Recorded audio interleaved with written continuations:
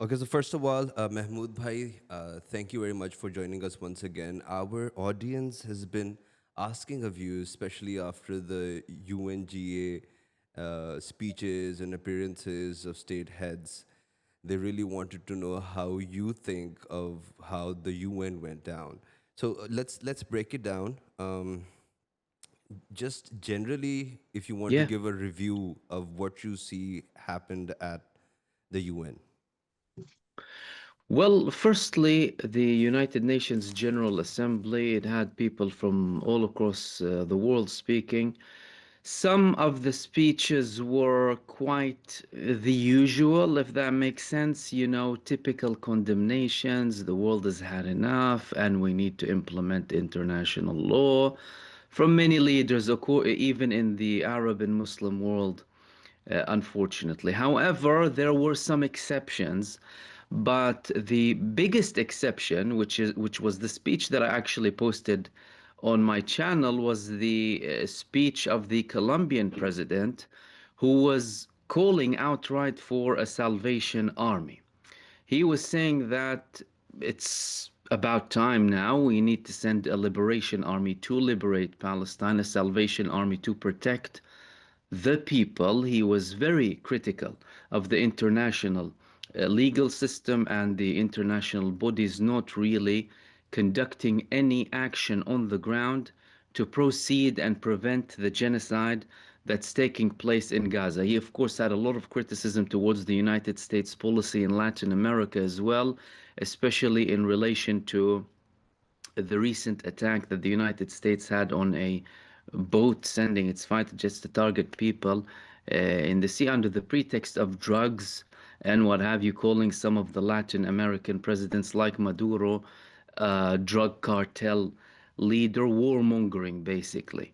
So there was that, and there was the part where he was criticizing this whole immigration policy that's coming and the racism behind some of these policies of Donald Trump as well. But in relation to Gaza, I said we need to start with Gaza. He's talking about global, uh, climate change and stuff like that, fossil fuels replacement offers that Colombia has. But he said the world needs to start with Gaza, and it needs to start with we need to call for a Salvation Army called the people of Asia, the people of the Salvic nations, and people from Latin America all across the world to participate, because this is how we're going to reach a solution. He later elaborated, and he had an interview with Al Jazeera Mubashir, which is Al Jazeera Live in Arabic, and he had a translator. And he actually said that there are some countries that showed willingness, and he actually named Indonesia. Now, this is coming, this whole progress is coming. And again, some of the other leaders, really, there was nothing really new, unfortunately. Because if you're going to keep repeating the same words and, call to implement international, what have you, without anything, we need calls for action and action starting to be implemented. However, he said that some countries showed willingness. He named Indonesia. There's actually some work there to work on an international Salvation Army. Okay, when is that coming exactly? And what are the latest developments? Well, we know that Italy already sent two warships to protect the flotilla, despite the fact that the Italian prime minister is against the flotilla and actually did not recognize a Palestinian state. So there was something bizarre going on there. However, Spain later joined. Ireland is also joining too. This is unprecedented. For the first time ever, we're seeing European governments, some members of NATO, too, participating in uh, a military move, at least in what is being portrayed now as for protection and rescue missions. So they're not saying that we're there to confront Israel. As a matter of fact, they're saying we're not here to provoke, we're there to provide support and assistance. This is a progress. This is something significant. That means European countries, that some of which yesterday were Israel's main allies, are all of a sudden sending their navy to protect them, which is something, by the way, that everyone, I was calling for that. Many people were calling for. As a matter of fact, there's a global call for military intervention. That there have been suppression attempts on social media, by the way, for that. But these people need to be protected for various simple reasons. Number one, the official institutions that we are supposed to rely on are failing miserably. There's a starvation campaign happening in Gaza and a genocide that none of the official institutions are preventing. No diplomacy, no calls. UN isn't providing an answer. And even that replacement that the Italian Prime Minister herself suggested, oh, send us the aid, we'll send it to the patriarchy and we'll send it to Gaza. When did that work? Since when did that work? Israel doesn't allow aid in. Israel kills the people who go and seek aid. Israel allows its own people to burn and destroy aid when it's going in to the Gaza Strip. That's why the people have had enough, because they are representing the genuine demand of humanity as a whole collective, going and breaking the siege and setting a precedent. And they are obliged to protect them. These are people are international waters. They are in line with international law, and they are breaking an illegal siege that Israel is illegally imposing on the Gaza Strip. Therefore, they must be protected. So what we're seeing, in essence, is a situation that is constantly escalating and developing. More calls for intervention, moves on the ground. This is happening simultaneously with the drill that's being conducted between Turkey and Egypt too, and following the pact that happened between Saudi Arabia and Pakistan. But for the first time, we're seeing something here taking shape, and it might lead to things escalating even further. Okay, yeah. There were a lot of critique on what Trump said in his speech. How do you see his speech, except for the broken teleprompter and the escalator? Trump's speech was a speech of arrogance, a speech of supremacy, a speech of Islamophobia, a speech that had nothing substantial. Donald Trump is concerned about Donald Trump and Donald Trump's image. The man has his own delusions of grandeur, and he wants to be hailed as this superhero of the United States. Instead of coming with anything substantial, he's concerned about his image, and he constantly deflects problems, which is very, very typical, by the way, for many Western establishments, deflecting problems that they cause in their own hands on other people, either on immigration, either on people with other backgrounds or religious or races or whatever. You're talking and complaining about immigration. He and the United States in general have deliberately suppressed and prevented any economic progress for Latin America. They have sanctions on Latin American countries. They have coups against democratic countries. They bring drug traffickers to and drug dealers and drug cartel heads to head states. Exactly what they're blaming the others with, this is exactly what they do, but that's their deflection method. Likewise with other countries too. And you have people cheering this foreign policy. Some of the people who support them, not all of them, cheer their hostile policies globally, and then come and complain again about the results of what happens. Well, if you want to prevent it, firstly, with regards to immigration, you're an immigrant, number one. It's like you, Donald Trump, you're an immigrant. Your ancestry is from Europe. You weren't born in America, did you? Were you? Likewise, with many of these leaders, like this whole stupid rhetoric of immigration. It's like we're all immigrants somehow and somewhere. You know, if you go back and there, apart from perhaps maybe very small numbers of, you know, hunter-gatherer tribes who also move, by the way, all of us move from one place to another. So the whole rhetoric is really totally unsubstantiated. He didn't come up with anything new. But the thing that was raising eyebrows or catching people's attention was that meeting that he had with some of the Arab and Muslim leaders on the sidelines of the UN General Assembly Summit. And there were a couple of things that were interesting in that summit. Firstly, there were meetings on the side, bilateral, trilateral, and even more between Pakistan and some other countries and some of the Arab countries, even Indonesia. So Pakistan, Indonesia, Jordan, Qatar, they had meetings on their own. Then there was the meeting that Donald Trump called. Now, there were a couple of interesting things there.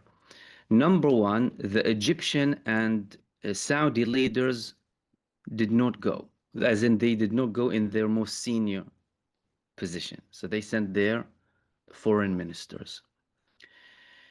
That means that there are certain tensions there, and they're not necessarily being aligned with what Donald Trump is proposing. Firstly, the Egyptian president, that's the second time he refuses to see Donald Trump directly because of Donald Trump's support for the ethnic cleansing that Netanyahu wants, expel the people to the Sinai Peninsula, which Egypt considers a matter of national security. It's a national security threat. Saudi Arabia, this was where things got more interesting because they were the ones who were pushing for this move.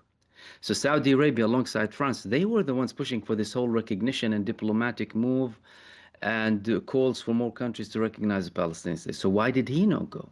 He clearly also has problems with Donald Trump, and they didn't necessarily want to go and meet him face to face, but they didn't want to break the whole tie between them and of course, the American administration. Therefore, they sent that delegation. Donald Trump and some of the leaders were talking about certain positivities. As a matter of fact, there was a statement that Donald Trump made in the past 24 hours in relation to the West Bank, saying all of a sudden, I'm not going to allow, I will not allow it. He said he will not allow Israel to annex the West Bank. And he also said that we're going to get some sort of a solution for Gaza in that meeting with some of the Arab world. The Turkish president said it was positive. How substantiated that is, it's a little bit hard to believe that, you know, they're preparing for something good here. And also with Donald Trump's statement in relation to annexing the West Bank. Number one, Israel de facto controls the West Bank already. So Israel already controls the majority of the territories in, or has ultimate control over the territories A, B, and C in the West Bank. And there are almost no lines or borders now between areas A, B, and C. Because according to the Oslo Accords in 1993 that they had with the Palestinian Authority, these areas were split in terms of control and semi-sovereignty, so to speak, where areas A would be under full Palestinian control, B, so control, internal security, not ultimate security, anything to do with healthcare, education, what have you. B, less so, and C, mostly Israeli ultimate control. But that really changed, and Israel used that to fool the Palestinian side, and the Palestinian Authority fell in this trap, either knowingly or by pretending to be ignorant, one way or another. So now, though, they're saying that we want to declare it as part of the state of Israel, have full annexation. Is that going to really change much of the reality on the ground? Not necessarily. But the only thing that it would do is it would actually make Israel look like more of a military state that rules by military law, military rule on people and is totally based on apartheid. Because if they would declare that as part of Israel officially, that means they're going to be banning 3 a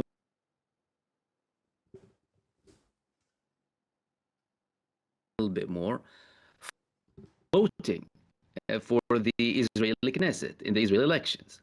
And if you have these people and give them the right to vote, that's going to be a political revolution in the Israeli political system.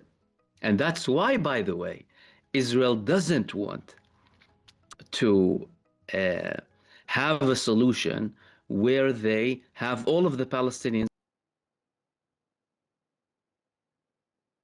If they are allowed to vote, that means they can vote on matters such as the state and its foreign policy and bring in people in power who can make significant changes to shift the whole thing. And that would remove its essence as a Jewish supremacist entity. They've been fooling the whole world with this title that they are a Jewish and democratic state. As a matter of fact, European leaders want us to believe that too. You'll hear a lot of European leaders talking about Israel being a Jewish and democratic state. Have they ever said a Muslim and democratic state once in their life? Or do they all call all other countries, autocratic if they have anything to do with religion? Why is Israel the only country that they say that? It's because they want to fool us. They want to tell you that, oh, no, it's a Jewish and democratic state. When the Israelis themselves tell you, we use this democratic thing as a rule of governing, but we're a Jewish state first, meaning that we have no scope for full-blown democracy between the Jordan River to the sea. Now, some elements in the Western establishment even reports that she had a speech once, even Hillary Clinton, she said that Israel needs to make a choice. Either it remains as a Jewish democratic state on 1967 borders, or becomes a one democratic state between the Jordan River Sea, but stops being a Jewish state. You see? So the whole thing, if you look at it from a global perspective, from a rational perspective, it's very simple and straightforward. They just don't want to implement it. There's one very basic solution to this whole issue. Just grant people between the Jordan River to the sea equal rights. Everyone has the same rights in front of the law. They receive equal rights, equal human rights, everything. They're entitled to everything without any sort of racial or religious supremacy. But they don't want that. Why? Because that's what creates the conflict, and they are interested in conflict. They're not interested in solution.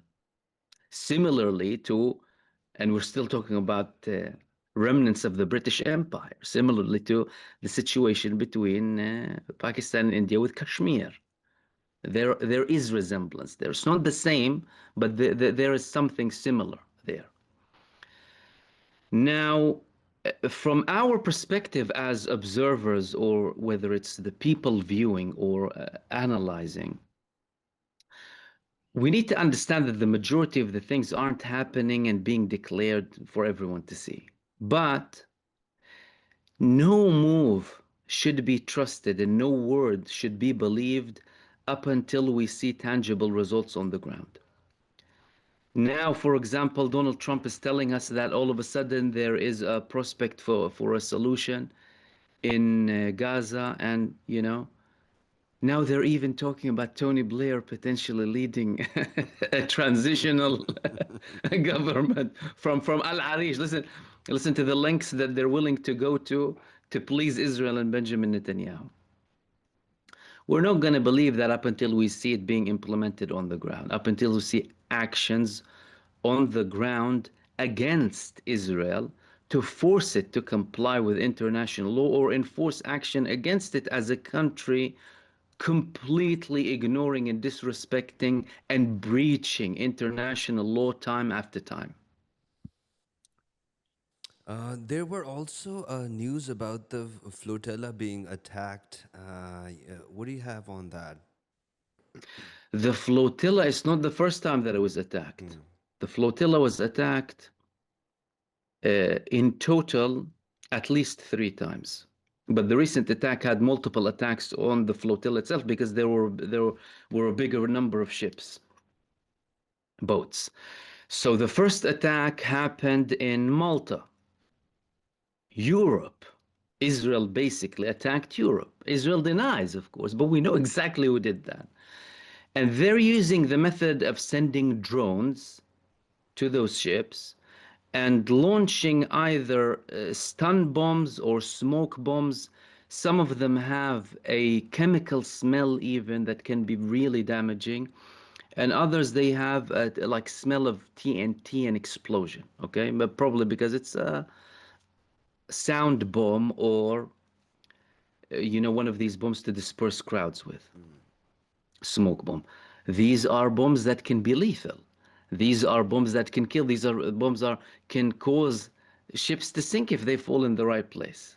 Of course, Israel could do something worse than that, but they're trying to instill fear in them and stop them from going. But these people are resilient and brave. So we've had that first one in Malta. Then, when they were preparing to go from Tunisia, Africa, so Europe, Africa, then when they're on the way to Gaza this time, but this time the only difference is we have 50 boats going. So what they've done is they've sent multiple drones, and this is when the drones actually landed something. There were many other instances where there were drones hovering on top of the people, intimidating them, trying to instill fear, and sometimes they would release like loud music and some bizarre stuff. But the people are, of course, brave. They want to continue, and they have continued. Now, this time, thankfully, it didn't lead to injuries according to reports that I heard, but it did some damage to some of the ships. However, it's not stopping them from continuing. Israel is resorting to that because they know that if 50 ships come off the shores of Gaza and the Israeli special forces need to participate, take them, that's going to be a much bigger operation than dealing with one boat. One boat, you have 10 to 20 men, apart from, of course, everything in the background, monitoring, surveillance, logistical support, all of that. But this time you're talking about 50. So you need 50 times the forces that you have, assuming that there are the same numbers on each boat, by the way, because that's also another question, if you want to detain them. So they would rather they put them off from far away. But what that did do is start to raise alarm bells. So these people are posting, thankfully, even with the disruptions of Israel, they disrupted their GPS and signals and even radio. Imagine putting them at such grave danger in the middle of the sea. And what are they trying to do? They're trying to pass baby powder to Gaza. That's what they're trying to pass, because Israel prevents children from having milk. That's why. And other basic necessities. That's what they're doing. And the whole world, with all of their power and all of the countries, failed to allow basic aid into the Gaza Strip. And what we're seeing is nowhere near anything sufficient. It's a carefully calculated starvation campaign to kill people, if not in a fast death, in a slow death. So, of course, these brave activists, they're trying to break that and set a precedent for the future. Now, it raised alarm bells. Italy, the Italian defense minister, he said, no, we need to send the ship to protect them. And they again clarified, we're not trying to provoke, but we're trying to help these people and participate in any rescue attempts as and when needed. So they sent one ship. Then we've had Spain sending another ship. And then Italy sent another ship. There was another report that Ireland was interested in also sending another ship to protect them. And I spoke about multiple scenarios that would be potentially happening if this continues. Number one, the ships that are being sent to protect them from Italy and Spain, they refrain from any direct altercation with Israel. They only provide assistance.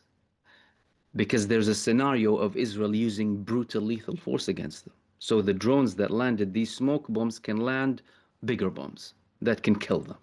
Israel can do that. And that would be militarily easier for Israel than to have this whole operation with so many people. They can simply bomb them and drown them. And don't think that that's not a possibility. That's a possibility. We're talking about a genocidal entity here.